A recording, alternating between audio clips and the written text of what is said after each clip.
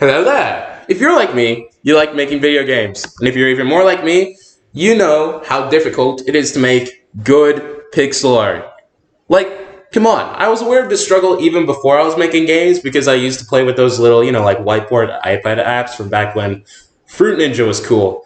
When this new bomb of generative AI came and landed on my PC, I was discombobulated, to say the least, but also fascinated. Was there a chance I would no longer have to kidnap my friend and take his PC hostage so he would make pixel art for my video games? Not quite, but there was a ray of hope. That's why I decided to commit one of the seven deadly sins of the software engineering and AI in general, and I decided to disobey our OpenAI overlords and create a new, stable diffusion model for AI and pixel art generation. Pixel art is a fascinating little gimmick that's been around for many years. First born through the limitations of hardware from the 90s, now an aesthetic appreciated by many, it's difficult to deny our fascination of the little pixels that seem to fly across our screens. In many games made by indie developers such as myself, pixel art has been a deliberate design choice to capture the retro or even surreal, otherworldly effects of navigating a new world.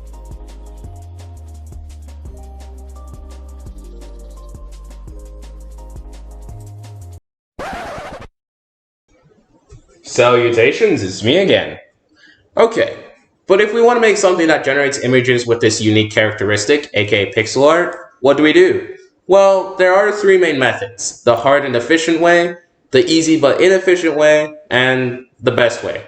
I chose the easy but inefficient way, trusting that my superior intellect would carry me through. Essentially, the different possible methods were to collect unique training data into a gigantic database and feed that into an existing stable diffusion model. The second option would be to change the encoding and decoding process of a latent diffusion model, which requires a lot of math, a lot of big brain stuff that I can't do. And then the third option was do both. But if you hadn't guessed, I did the second one.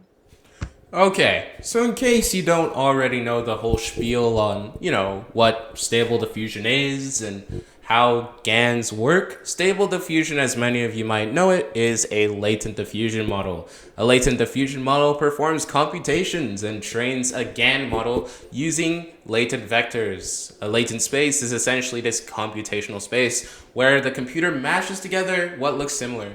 By doing so, the computer can get lazy and just generalize given data. And when we want to eventually match different characteristics together through the power of text prompts, we can literally say frogs on stilts, and it will basically do frogs plus stilts in its pirated GPU space brain and produce an image of frogs on stilts. I'm not sure why you want frogs on stilts, but you have frogs on stilts.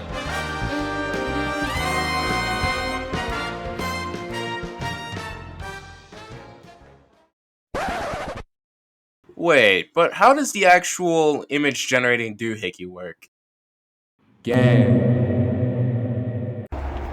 So essentially how a GAN model works is you have two major components, and they're both neural networks. You have these two neural networks called a generative neural network and a discriminator neural network.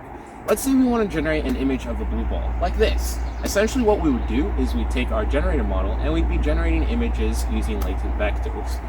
This whole image generation process is really complex. I won't really get into it, but essentially we'll be generating latent vectors that can be processed by our discriminator model, which has one job and one job only, to tell the difference between a generated image and an image from the database. Essentially, by doing so, the discriminator can tell whether an image is of high quality or not.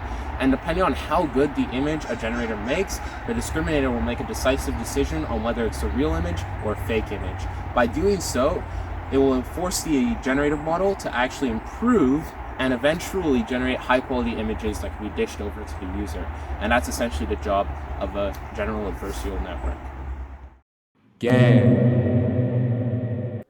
GANs have one other special component, including what's called an autoencoder.